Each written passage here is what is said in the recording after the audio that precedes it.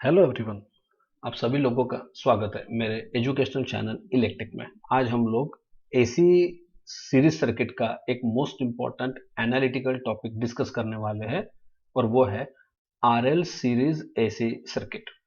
तो चलिए without wasting a time start करते हैं। तो सबसे पहले देखिए फिगर ए जो है जिसमें आरएल सीरीज सर्किट ड्रॉप किया हुआ है वो डिस्कस करते हैं। तो देखिए फिगर ए जो है उसमें देख सकते हैं आप, ये देखिए ये रेजिस्टर और इंडक्टर ये एंड ऑन एंड सीरीज में कनेक्टेड है और इसके अक्रॉस में एक एसी वोल्टेज सोर्स भी मैंने अप्लाई किया हुआ है। इस तरह से देखिए ये हुआ आरएल सीरीज एसी सर्किट। अब देखिए सर्किट क्लोज है, वोल्टेज अप्लाई किया है, इसीलिए ये जो आई करंट है वो फ्लो होते हुए दिखाई दे रहा है रेजिस्टेंस में और सेम करंट आगे इंडक्टर में भी फ्लो होते हुए हम देख सकते हैं। तो चलिए आरएल सीरीज सर्किट को स्टडी करते हैं।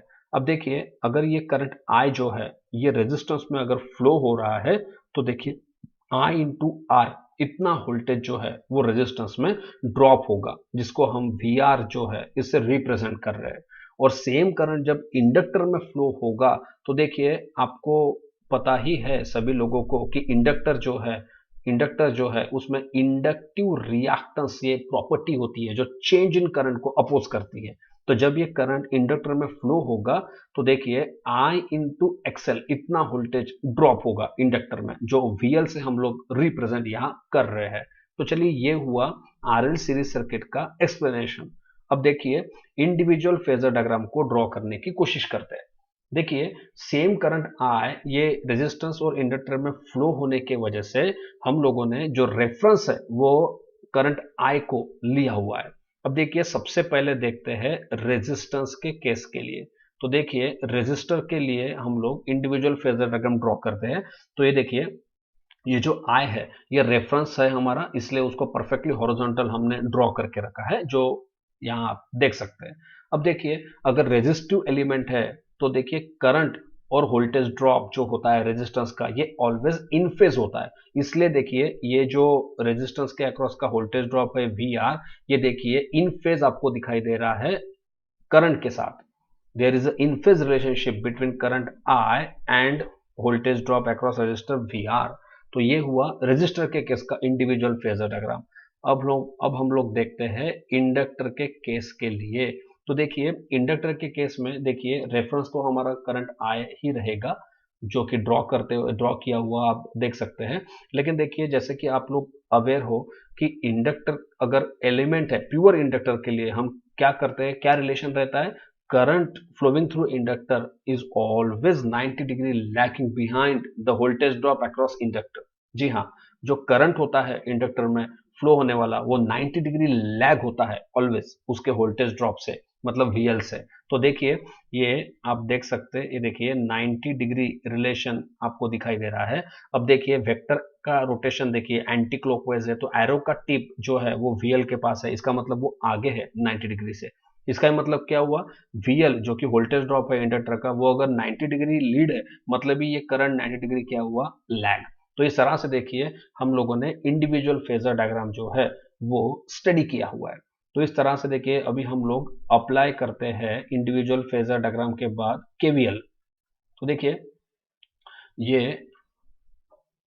ये देखिए ये जो फिगर ए में आप लोगों को आरएल सीरीज सर्किट दिखाई दे रहा है, इसमें देखिए आप देख सकते हैं ये जो वी है वो हमने अप्लाई किया हुआ वोल्टेज है जो कि आर और एल में ड्रॉप हुआ है। तो एज पर केवीएल हम क्या लिख पाएंगे, वी जो है ये इक्वल्स टू क्या होगा, vector addition of V R and V L. क्योंकि आप देखिए ये जो वी है जो हम लोगों ने अप्लाई किया है वो रेजिस्टर और इंडक्टर में ड्रॉप हुआ है। तो दोनों में जितना ड्रॉप हुआ उतना अगर हम वेक्टर एडिशन लेते हैं तो हमको मिल जाएगा हमने जो अप्लाई किया हुआ वोल्टेज है V उतना।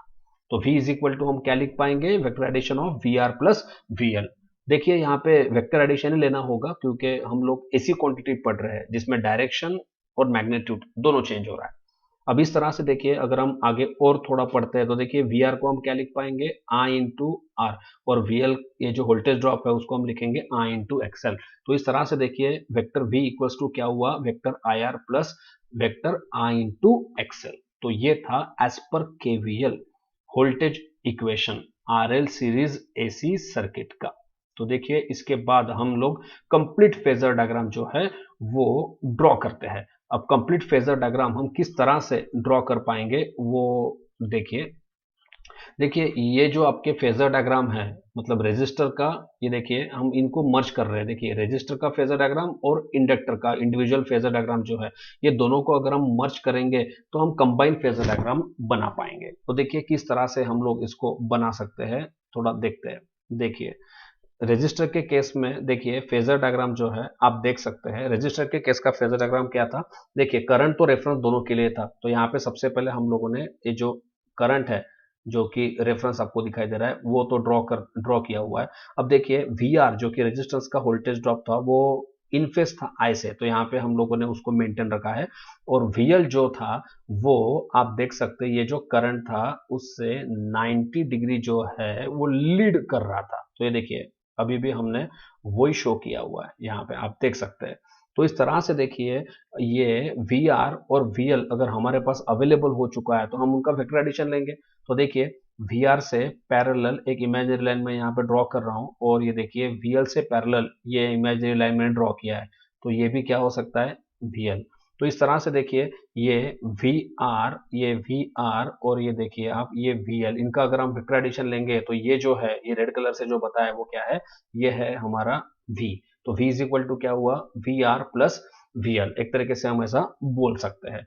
और देखिए जो फाई है जो कि फेज डिस्प्लेसमेंट या फेज एंगल होगा बिटवीन वोल्टेज एंड करंट, तो देखिए ये रिजल्टेंट वोल्टेज v और ये i जो कि सेम करंट फ्लो हो रहा है, उनके बीच में जो फाई है वो आपका क्या रहेगा, phase angle between v and V R. तो इस तरह से देखिए ये हुआ complete phasor diagram for RL series AC circuit. ठीक है, मुझे ऐसा लगता है कि आपको काफी इजीली समझ आया होगा। काफी इंपॉर्टेंट स्टेप थी ये, शायद आपको समझ में आया हो। काफी इजी तरीके से हम लोगों ने उसको पढ़ा था। ठीक है, मैं लगे तो और आपको एक बार यहाँ पे ड्रॉ करके दिखाता हूँ। देखिए सबसे पहले हमने क्या लिया था, हमने लिया हमारा रेफरेंस, जो कि देखिए ये है हमारा रेफरेंस आई, क्योंकि ये रेफरेंस इसलिए लिया क्योंकि सेम करंट फ्लो होते हुए हमें दिखाई दे रहा है आरएल सीरीज सर्किट में। उसके बाद देखिए ये था हमारा वी आर जो कि वोल्टेज ड्रॉप अक्रॉस रेजिस्टेंस था, जो कि करंट के साथ इन फेज था। उसके बाद हम लोग ड्रॉ कर रहे हैं वी एल, ये देखिए आप ये है वी एल जो कि वोल्टेज ड्रॉप अक्रॉस इंडक्टर था। और आपको पता है कि उनके बीच में रिलेशन क्या था, ये 90 डिग्री लैगिंग। करंट आई जो है वो ऑलवेज 90 डिग्री पीछे रहता है वी एल के इंडक्टर के लिए। तो इस तरह से देखिए हमारे पास वी आर और वी एल जो है वो अवेलेबल हो चुका है। ठीक है, इस तरह से देखिए अभी हम लोग क्या करेंगे, अभी हम लोग वेक्टर एडिशन लेंगे। ठीक है, जिसकी जरूरत नहीं है उसको रब करते हैं। अब देखिए अब हम लोग आगे बढ़ेंगे, तो इस तरह से आप लोग देख सकते हैं। अब देखिए हमारे पास अभी वी आर और वी एल अवेलेबल है, तो अब देखिए ये वी आर जो है उससे पैरेलल एक इमेजिनरी लाइन हम लोग ड्रॉ करते हैं, और ये VL से पैरेलल एक इमेजिनरी लाइन जो है मैं यहाँ पे ड्रॉ करता हूँ। और इस तरह से देखिए अब ये VR और VL का मुझे क्या मिलेगा, एक रिजल्टेंट मिलेगा। ठीक है, तो वो हम लोग यहाँ पे इस तरह से ड्रॉ करेंगे। देखिए ये रिजल्टेंट जो है वो ड्रॉ करता हूँ मैं। ये देखिए बिल्कुल सिंपल है। तो ये देखिए ये है resultant V, which is the vector addition of VR and VL। अब देखिए ये V हुआ और ये I, तो इनके बीच में ये जो रहेगा ये रहेगा फेज एंगल फाई या power factor angle, which is the angle between voltage and current. तो इस तरह से देखिए आप इसे, ये देखिए ये हुआ फिगर सी, ये है आपका फाइनल फेजर डायग्राम जो अभी 2 बार हम लोग यहाँ पे डिस्कस कर चुके हैं। तो ये है आपका phasor diagram, complete phasor diagram for RL series AC circuit. अब देखिए कंप्लीट फेजर डायग्राम के बाद हम लोग वोल्टेज ट्रायंगल जो है उसे डिस्कस करते हैं। काफी इजी है। देखिए ये जो वोल्टेज ट्रायंगल है जो फिगर डी में आप देख सकते हैं, ये देखिए ये जो फेजर डायग्राम है कंप्लीट फेजर डायग्राम उससे ही बनाते हैं। काफी सिंपल होता है। देखिए किस तरह से बना सकेंगे, क्या करना है, वोल्टेज ट्रायंगल में आप लोग एक बात का ध्यान रखें, ये जो फेजर डायग्राम आप लोग देख रहे हो उसमें देखिए राइट एंगल ट्रायंगल 2 है। एक देखिए ये एक राइट एंगल ट्रायंगल है और देखिए ये एक राइट एंगल ट्रायंगल हो सकता है, राइट। अब हमको क्या करना है, हमको वो राइट एंगल ट्रायंगल देखना है। देखिए ये राइट एंगल ट्रायंगल, हमको जो राइट एंगल ट्रायंगल देखना है उसमें फाई हो। अब देखिए यहाँ पे तो 2 राइट एंगल ट्रायंगल हमको दिखाई दे रहे हैं, लेकिन फाई किस में है, फाई देखिए ये सेकंड, ये जो हमने बताया है ये राइट एंगल ट्रायंगल में है। तो इसको एज इट इज आप कट कीजिए और यहाँ पे देखिए यहाँ पे मैंने इसको रखा है, तो मुझे क्या मिल गया, वोल्टेज ट्रायंगल आप देख सकते हैं, देखिए वोल्टेज ट्रायंगल के तीनों साइड्स ये एक पर्टिकुलर किसी वोल्टेज ड्रॉप या वोल्टेज राइज को रिप्रेजेंट करना चाहिए। जैसा फॉर एग्जांपल देखिए देखिए ये वी आर जो है वो यहाँ पे आपको दिखाई दे रहा है। उसके बाद ये देखिए ये अगर वी एल है, ये अगर वी एल है तो जाहिर सी बात है ये वी एल ही होगा। तो यहाँ पे देखिए ये वी एल दिखाई दे रहा है और ये जो हाइपोटेनस है ये वी आपको दिखाई दे रहा है। तो इस तरह से देखिए काफी इजीली जो वोल्टेज ट्रायंगल है वो किस तरह से बनाते हैं आफ्टर कंप्लीट फेजर डायग्राम, ये आपने सीखा। तो इस तरह से देखिए वोल्टेज ट्रायंगल के बाद इसका हम लोग अभी करने वाले हैं एनालिसिस। काफी इजी होता है वोल्टेज ट्रायंगल का एनालिसिस करना। देखिए पाइथागोरस थ्योरम हम लोग अप्लाई करेंगे तो ये जो v है ये इसको हम किस तरह से लिख पाएंगे, v इज इक्वल टू क्या होगा, अंडर रूट और under root of V R square plus V L square. देखिए फर्स्ट स्टेप है। उसके बाद v इज इक्वल टू मैंने वैल्यू पुट किया है, वी आर को पुट कर दिया i इंटू आर और वी एल को क्या लिखेंगे आई एक्सएल।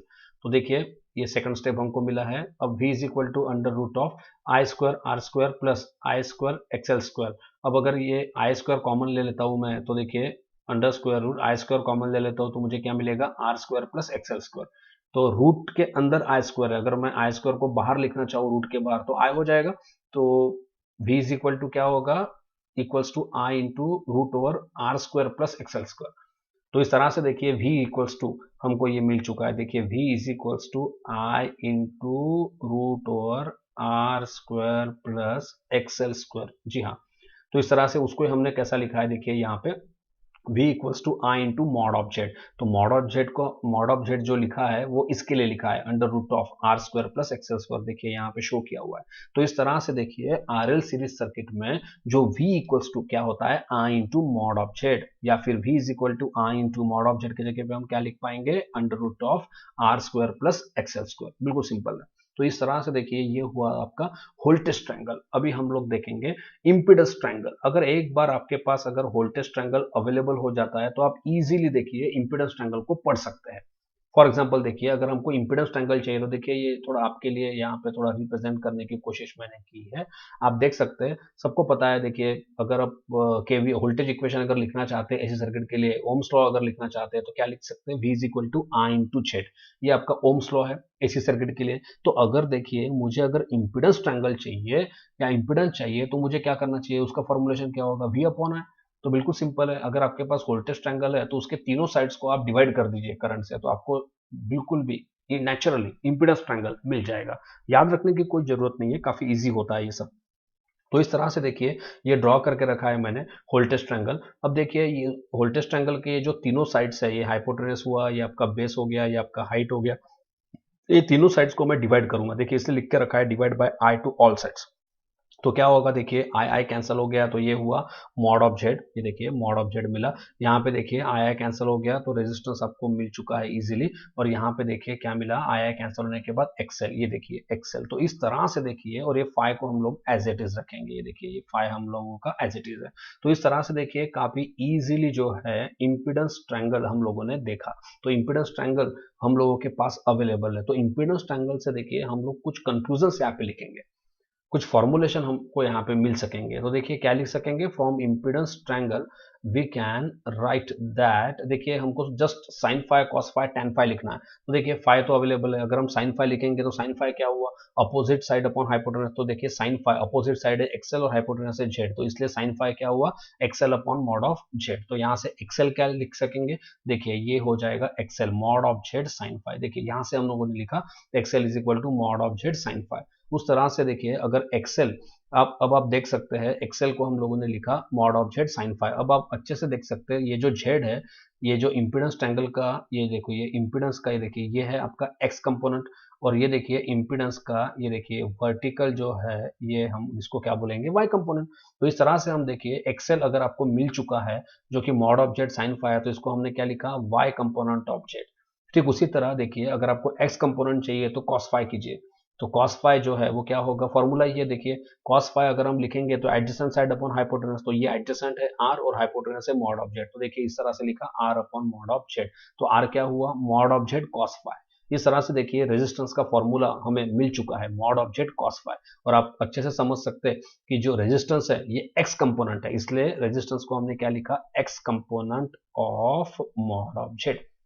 इस तरह से देखिए जो इम्पीडेंस ट्रायंगल था उससे उसका हमने एक्स और वाई कंपोनेंट मतलब आर और एक्सएल हम लोगों ने फाइंड आउट किया है। अब देखिए काफी सारे कॉम्पिटिटिव एग्जाम्स में जो न्यूमेरिकल्स पूछते हैं ये टॉपिक पे ऊपर, तो उसमें देखिए ये फॉर्मूले काफी यूजफुल रहे। Resistance R is equal to mod of Z, या जस्ट आप जेड बोलिए, Z cos phi, R equal to Z cos phi होता है, और एक्स जो होता है, एक्स बोलिए या एक्सएल बोलिए, ये होगा जेड साइन फाई।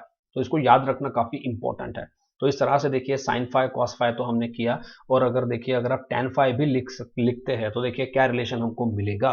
तो टेन फाई इक्वल्स टू क्या होगा, अपोजिट अपॉन हाइपोटेनस। तो टेन फाई अपोजिट साइड क्या है, एक्सएल, और हाइपोटेनस है, sorry, tan phi is equal to opposite upon adjacent बोलना है। तो tan phi is equal to opposite upon adjacent, तो देखिए अपोजिट साइड एक्सएल है और एडजेसेंट है आर, तो क्या हो गया, tan phi equals to XL upon R. तो फाई इज इक्वल टू क्या हुआ, tan inverse XL upon R. तो इस तरह से देखिए जो फाई है उसका फॉर्मूलेशन हम यहां से लिख सकते हैं। तो फाई क्या हुआ, tan inverse XL upon R. अगर देखिए ये फॉर्मूले से अगर आपके पास कभी रेजिस्टेंस और इंडक्टिव रिएक्टेंस अवेलेबल रहता है, तो अगर आपको फेज एंगल फाइंड आउट करना है तो आप इस फॉर्मूले से लिख सकते हैं।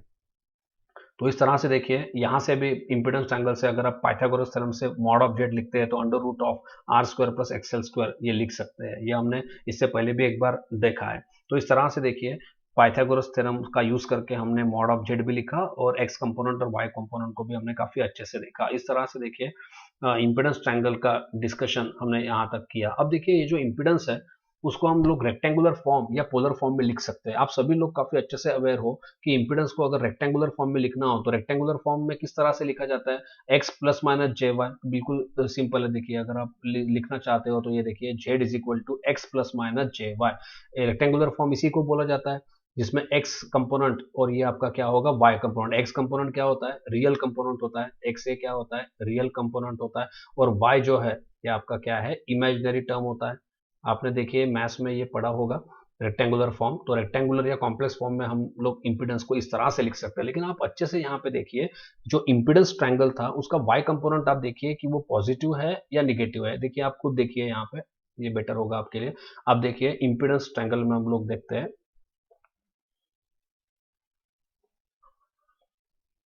देखिए इंपीडेंस ट्रायंगल में देखने की कोशिश करते हैं। ये देखिए इंपीडेंस ट्रायंगल, देखिए ये जो आपका इंपीडेंस ट्रायंगल है इसमें आप काफी अच्छे से देख सकते हैं। ये जो आपका इंपीडेंस ट्रायंगल है, आप देखिए इंपीडेंस ट्रायंगल का ये जो वाई कंपोनेंट है ये देखिए कैसा है, ये है पॉजिटिव। अगर ये नीचे होता, ये देखिए ये अगर ये ऐसा होता ट्रायंगल, ये देखिए अगर ये नीचे होता ऐसा, ये देखिए तो इसको निगेटिव बोलेंगे। लेकिन ये देखिए ये जो एक्स कंपोनेंट है इसके ऊपर हमको दिखाई दे रहा है ये वाई, तो इसको हम क्या कंसिडर करेंगे, पॉजिटिव। तो इस तरह से देखिए आप इस तरह से जब भी इंपीडेंस ट्रायंगल को लिखेंगे रेक्टेंगुलर फॉर्म में तो उसका जो y कंपोनेंट है उसको आपको देखिए पॉजिटिव लिखना होगा। इस तरह से देखिए मैंने क्या किया हुआ है, z इज इक्वल टू, देखिए वो यहाँ पे लिखा है y कंपोनेंट इज पॉजिटिव, ये इंपीडेंस ट्रायंगल से हमने लिखा। तो z ये क्या हुआ, x प्लस जे वाई, माइनस जे वाई नहीं लिख पाएंगे क्योंकि y कंपोनेंट पॉजिटिव है। तो इस तरह से x कंपोनेंट क्या है, रेजिस्टेंस है, y कंपोनेंट क्या है, इंडक्टिव रिएक्टेंस। आप लोग देख सकते हैं कभी भी, मैं एक बार वापस इंपीडेंस ट्रायंगल के तरफ हम लोग जाते हैं।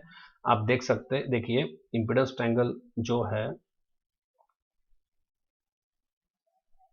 देखिए हम लोग देखते हैं इंपीडेंस ट्रायंगल जो है, आप देख सकते हैं इंपीडेंस ट्रायंगल का x कंपोनेंट है रेजिस्टेंस और y कंपोनेंट है इंडक्टिव रिएक्टेंस। इस तरह से हम लोग काफी इजीली इसको लिख सकेंगे। ये देखिए मैंने लिखा है एक्स कंपोनेंट को लिखा है रेजिस्टेंस और वाई कंपोनेंट क्या है, इंडक्टिव रिएक्टेंस। अब देखिए हमने ऊपर ही फॉर्मुलेशन को फॉर्मुलेट किया है कि आर इज इक्वल टू क्या होगा, mod of Z cos phi, और एक्स जो है या एक्सएल जो है वो होगा mod of Z sine phi.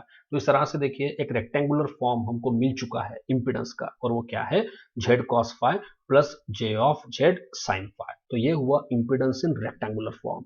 और अगर हमको पोलर फॉर्म में लिखना हो तो इंपीडेंस को हम बिल्कुल लिख सकते हैं। पोलर फॉर्म मतलब क्या होता है, देखिए जेड का पोलर फॉर्म लिखना है तो हाँ आपको अच्छे से पता है, सबसे पहले पोलर फॉर्म का जो पैटर्न होता है वो क्या होता है, एक हम लिखते हैं मैग्नीट्यूड, और ये क्या होता है, इसमें क्या होता है, एंगल। तो जेड का मैग्नीट्यूड मतलब मॉड ऑफ जेड, और ये एंगल हुआ। तो हमारे पास अवेलेबल है, देखिए हमने ऊपर ही ड्राइव किया हुआ है, आप यहाँ पे देख सकते हैं mod of Z under root of R square plus XL square, और फाई को भी हमने यहाँ पे देखिए आप देख सकते हैं डिराइव किया हुआ है tan inverse XL by R. तो देखिए ये जो आपके पास फॉर्मूला अवेलेबल है इंपीडेंस का, देखिए ये हम पोलर फॉर्म में लिख सकते हैं। देखिए याद रखिएगा ये कॉम्पिटिटिव एग्जाम में पूछते हैं तो आपको अभी बाहर करने की जरूरत नहीं है, हम लोगों ने एक्चुअली उसे डिराइव किया है। किस तरह से डिराइव करते हैं मुझे ऐसा लगता है कि आपको काफी इजीली समझ चुका है कि रिजर्व किस तरह से किया जाता है।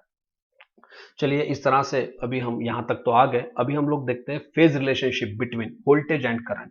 देखिए आप लोगों के पास एक कंप्लीट फेजर डायग्राम था, तो वहां से ही हम V और I यहाँ पे उसका रिलेशन जो है वो हम लोगों ने देखा। एक बार आपको बता देता हूँ, आप देखिए आपके पास कंप्लीट फेजर डायग्राम जो है वो देखिए हम लोगों ने यहाँ पे ड्रॉ किया हुआ है। Phasor diagram, complete phasor diagram आप देखिए, ये देखिए ये देखिए ये V जो है मैं यहाँ पे ड्रॉ करता हूँ, ये देखिए ये आपका क्या हुआ, देखिए ये V है। और अगर आप I की बात करेंगे तो ये देखिए ये I आपका रेफरेंस था और देखिए ये था आपका फाई। तो ये था phase relationship between voltage and current. तो यही नीचे जो है वो मैंने यहाँ पे ड्रॉ किया हुआ है। तो ये कहाँ से ड्रॉ किया शायद आप लोगों को समझ में आ चुका है। तो ये आपका जो कंप्लीट फेजर डायग्राम था वहां से ही मैंने ये उतना पोर्शन जो है वो स्टडी करके अलग से यहाँ पे शो किया हुआ है।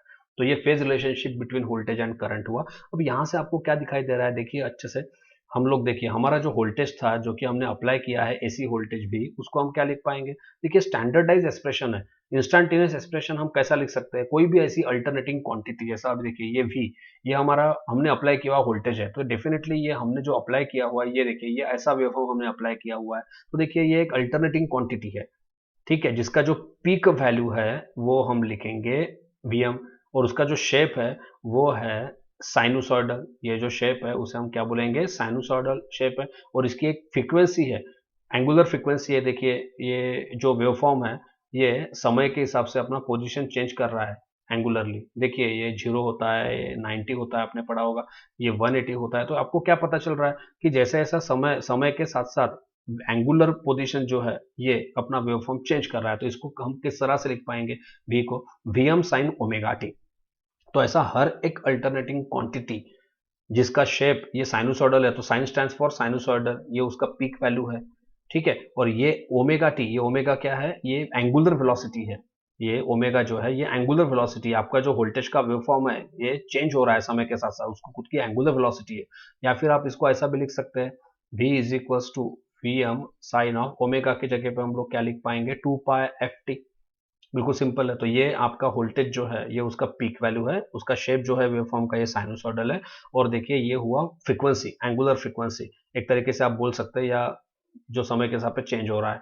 तो इस तरह से देखिए ये इंस्टेंटेनियस एक्सप्रेशन हुआ। लेकिन यहाँ पे कंक्लूजन क्या मिल रहा है, ये जो करंट है I, आप अच्छे से देखिए, देखिए वेक्टर का रोटेशन अगर एंटी क्लॉकवाइज होता है, देखिए एरो का टिप ये V के पास है, मतलब वो आगे है।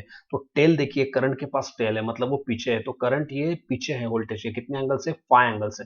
तो हम लोग क्या लिख पाएंगे, I is equal to I M sine omega T. ये तो स्टैंडर्डाइज रहेगा, जैसा V is equal to V M sine omega T है, तो I is equal to I M sine omega T होगा ही।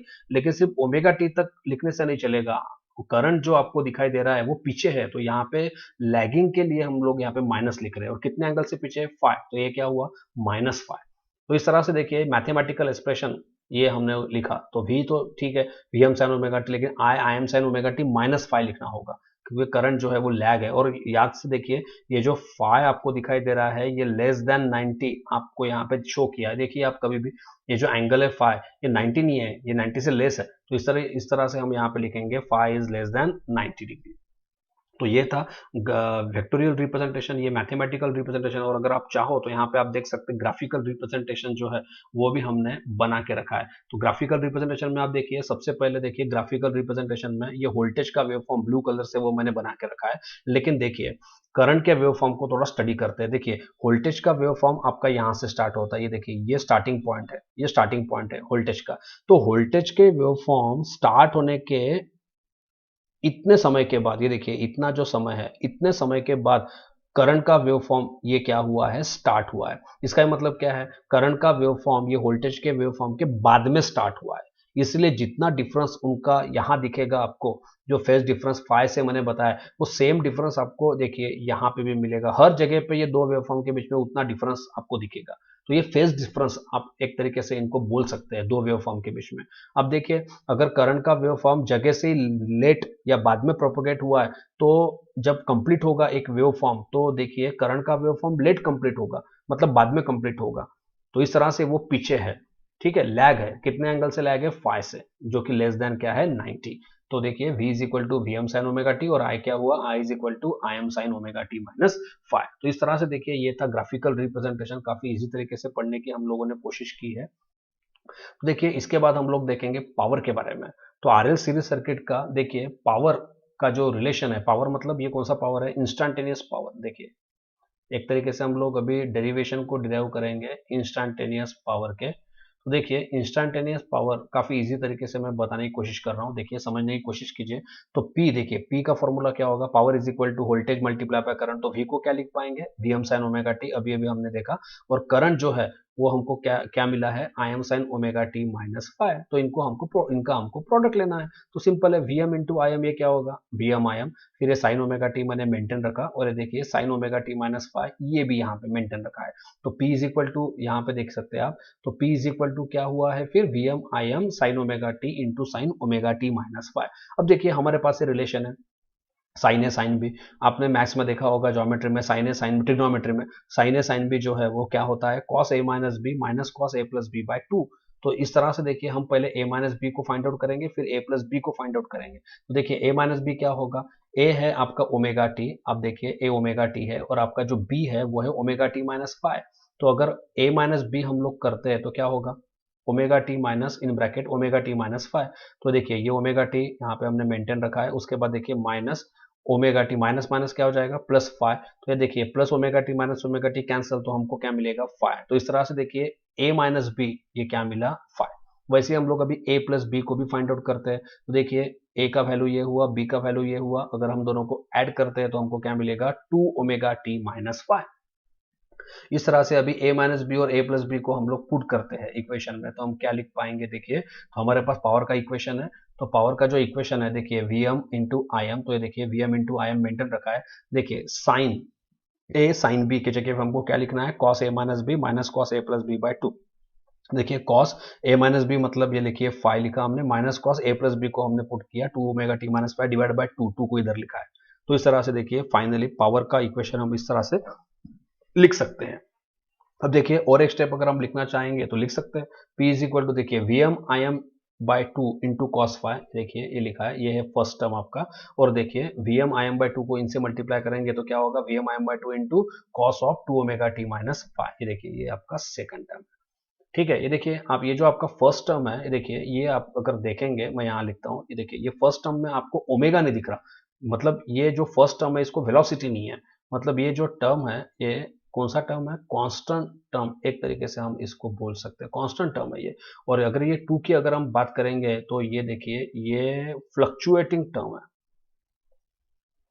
ठीक है, तो ये आपका फ्लक्चुएटिंग टर्म है, सेकंड टर्म में फ्लक्चुएटिंग है और फर्स्ट टर्म में कांस्टेंट है। लेकिन देखिए ये जो इक्वेशन है यही आपका पावर का इक्वेशन हो जाएगा। तो इसलिए इंस्टेंटेनियस पावर क्या होता है आरएल सीरीज सर्किट के केस में, ये आप समझ चुके हैं। अब देखिए अब हम देखते हैं एवरेज पावर। देखिए इंस्टेंटेनियस पावर का ही आप एवरेज ले लो तो आपको एवरेज पावर मिलेगा, तो इसलिए मैंने लिख के रखा है average power is equal to क्या होगा, एवरेज ऑफ इंस्टेंटेनियस पावर। तो देखिए एवरेज ऑफ ये जो इंस्टेंटेनियस पावर है ये पूरा एज इट इज मैंने ये करली ब्रैकेट में पुट करके रखा है, अब उसका जस्ट आपको एवरेज लेना है। ठीक है, लेकिन आप देखिए अगर आप एवरेज लेते हो, एवरेज ऑफ, अगर आप ये पूरा टर्म जो है सेकंड टर्म फ्लक्चुएटिंग टर्म, इसका अगर आप एवरेज लेते हो तो डेफिनेटली वो जीरो रहेगा। क्यों, क्योंकि average of one complete symmetrical sinusoidal waveform is always zero. देखिए पहली बात, यहाँ पे साइन हो या कॉस, शेप है साइनोसॉइडल। ठीक है, अगर ये अल्टरनेटिंग क्वांटिटी है, शेप साइनोसॉइडल है, और देखिए इसको एक खुद का एंगुलर वेलोसिटी भी है। ठीक है, अब वो फ्रीक्वेंसी ट्वाइस हो नेचुरल फ्रीक्वेंसी से या नंबर ऑफ टाइम्स कितना भी हो, लेकिन इतना तो क्लियर है कि ये जो टर्म है ये उसका शेप साइनोसॉइडल है, ये अल्टरनेटिंग क्वांटिटी है और इसको एंगुलर वेलोसिटी भी है। तो अगर आप एक कंप्लीट सिमेट्रिकल वेवफॉर्म का, साइनोसॉइडल वेवफॉर्म का अगर आप एवरेज लेते हो तो जाहिर सी बात है जीरो ही आता है। देखिए मैं और एक बार समझाने की कोशिश करता हूँ। देखिए ये एक वेवफॉर्म है, ठीक है। अब देखिए ये जो पीक वैल्यू है, देखिए ये पीक वैल्यू जो है, ठीक है, ये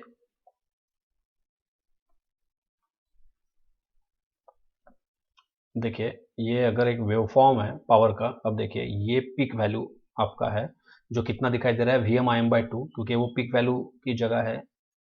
तो ये पीक वैल्यू हो गया V M I M by two, जैसा V is equal to V M sine omega T होता है। तो देखिए साइन या कॉस के पहले जो भी टर्म होता है वो पीक वैल्यू वो रिप्रेजेंट करता है। तो ये पीक वैल्यू हो गया V M I M by two. देखिए यहाँ पे साइन हो या कॉस, शेप क्या है, साइनोसॉइडल। ठीक है, और देखिए ये वेलोसिटी देखिए ओमेगा है यहाँ पे, मतलब ये एंगुलर वेलोसिटी है, ये वेवफॉर्म को। तो यहाँ पे आप देखिए, अगर आप ये सिमेट्रिकल वेवफॉर्म है तो देखिए अगर आप एवरेज लेते हो तो यहाँ पे जितने प्लस के पॉइंट्स है, देखिए ये जो पॉइंट्स आपको मिलेंगे, चलो एक दूसरा कलर ले लेता हूँ मैं। अब आप देखिए, ये देखिए ये जितने भी पॉइंट्स होंगे यहाँ पे देखिए उनका लोकस अगर आप लेते हो, यहाँ प्लस में जितने पॉइंट्स है उतने आपको पॉइंट्स कहाँ देखने को मिलेंगे, माइनस में देखने को मिलेंगे। ये प्लस में जितने पॉइंट्स है, देखिए ये आपको प्लस में जितने पॉइंट्स है उतने ही आपको माइनस में देखने को मिलेंगे।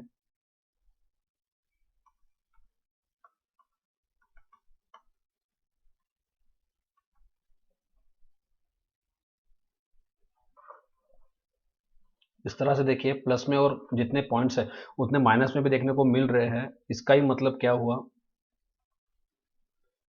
ये देखिए इसका ही मतलब क्या हुआ कि अगर आप एवरेज लेते हो प्लस और माइनस के पॉइंट्स का तो डेफिनेटली वो कितना मिलेगा आपको, ये देखिए 0 मिलेगा। इस तरह से देखिए एवरेज पावर जो है उसको हम लोग अभी इजीली लिख पा रहे हैं। तो एवरेज पावर जो है वो क्या होगा, ये तो टर्म पूरा सेकंड टर्म जो कि फ्लक्चुएटिंग टर्म था उनका तो एवरेज कितना आएगा, इसका तो देखिए 0 ही आएगा। तो अगर आप एवरेज पावर की बात करते हो तो एवरेज पावर जो है वो कितना होगा, एवरेज ऑफ सिर्फ ये जो टर्म है फर्स्ट टर्म उसका एवरेज लेना पड़ेगा आपको, देखिए लिख के रखा है। लेकिन देखिए ये तो कांस्टेंट टर्म है, और अगर आप कोई कांस्टेंट टर्म है और उसका अगर एवरेज लेते हो तो वही आंसर आएगा, क्योंकि कांस्टेंट टर्म है मतलब एक ही सिंगल टर्म है, उसका तो एवरेज हो नहीं सकता। तो आंसर क्या आएगा, वही VMIM/2 cos फाई। तो इस तरह से देखिए अगर आप एवरेज पावर कैलकुलेट करते हो तो देखिए ये मिल गया आपको। तो देखिए VMIM/2 को हम इस तरह भी लिख सकेंगे, VM/√2 इंटू IM/√2, क्योंकि √2 इंटू √2 अगेन क्या होगा, 2 ही होगा। और ये cos फाई जो है ये देखिए यहाँ पे मैंने मेंटेन रखा है, तो क्या होगा VM/√2 into IM/√2 cos phi हम लिख सकेंगे। लेकिन आप सभी लोगों को पता है कि VM/√2 को मैं VRMS और IM/√2 को मैं IRMS लिख सकता हूँ, क्योंकि पिक वैल्यू, क्योंकि देखिए आरएमएस का स्टैंडर्ड एक्सप्रेशन आपको पता होगा, आरएमएस वैल्यू जो होता है उसको हम लोग किस तरह से लिख सकेंगे, पिक वैल्यू डिवाइड बाय √2। तो इस तरह से देखिए VM/√2 को हम लोगों ने यहाँ पे क्या लिख के रखा है, आप देख सकते हैं, देखिए VRMS लिख के रखा है। VM/√2 जो है ये देखिए VM/√2 को मैंने VRMS, और देखिए ये जो IM/√2 है उसको IRMS लिखा है, और एक cos फाई देखिए। और RMS वैल्यू है तो इंपॉर्टेंट नहीं है या नेसेसिटी नहीं है कि आप RMS लिखे सफिक्स में। तो VRMS को हम लोगों ने क्या लिखा, IRMS को हम लोगों ने क्या लिखा, I, और ये cos phi as it is है। तो देखिए एवरेज पावर जो है RL सीरीज AC सर्किट के लिए वो क्या रहेगा, VI cos फाई। देखिए इंपॉर्टेंट है। तो इस तरह से देख सकते हैं इंस्टेंटेनियस पावर और एवरेज पावर हमने देखा। Average power supplied is equal to power taken by R only because average power consumed by L is 0। देखिए आपको पता होगा कि एवरेज पावर जो सोर्स अप्लाई कर रहा है, सोर्स डिलीवर कर रहा है, वो R और L को मिल रहा है। लेकिन आपको पता होगा कि जो इंडक्टर है उसका एवरेज पावर कंजम्पशन है 0 होता है। तो इसलिए जो एवरेज पावर सोर्स डिलीवर करता है RL सीरीज सर्किट के केस में, वो पूरा का पूरा कंजम्पशन रेजिस्टेंस का ही होता है। अब देखिए एक लास्ट टॉपिक जो है वो यहाँ पे बचा हुआ है, और वो है पावर ट्रायंगल। तो इस तरह से अभी हम लोग देखने जा रहे हैं पावर ट्रायंगल।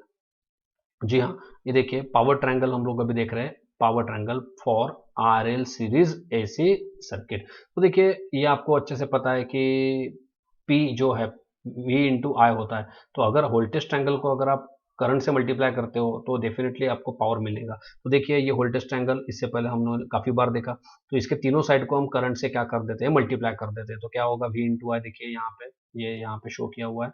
यहाँ पे वी आर को आई से मल्टीप्लाई कीजिए, देखिए ये देखो VL को भी आई से मल्टीप्लाई कर लीजिए। तो देखिए ये जो VI है उसका ये x कंपोनेंट है, और ये VI का क्या होगा, y कंपोनेंट। तो देखिए इस तरह से हम क्या लिख पाएंगे, VI का ये x कंपोनेंट है, और x कंपोनेंट ये कोसाइन होता है। तो हम क्या करेंगे, VI का ये कोसाइन कंपोनेंट है, इसलिए ये क्या हुआ, VI cos फाई। और ये VI का साइन कंपोनेंट है y वाला, तो हम क्या लिखेंगे, VI sin फाई। हम डायरेक्टली लिख सकते हैं। तो इस तरह से देखिए हमको पावर ट्रायंगल जो है वो मिल चुका है स्टैंडर्डाइज फॉर्म में। तो देखिए ये जो VI होता है उसको हम क्या बोल सकते हैं, एपरेंट पावर होता है ये, जिसको कैपिटल लेटर S से रिप्रेजेंट करते हैं, और उसका यूनिट है वोल्ट एम्पियर, V इंटू ए।